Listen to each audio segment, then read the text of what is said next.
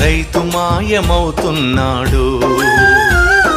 భూమి మాయమవుతున్నది ఓరన్న, రైతు మాయమవుతున్నాడు. పరిశ్రమల పేరిట, ఫ్యాక్టరీల పేరిట, ఆధునికత పేరిట, అభివృద్ధి పేరిట పొలము గుండె తొలుచుకొని పొగగొట్టాలొస్తున్నా. పంట చేల కంఠాలకు ఉరితాళ్లే పడుతున్నా. నేలని గంటువులోన గతకాలపు వైభవంల రైతు అనే పదమొకటి నిక్షిప్తం అవుతున్నది.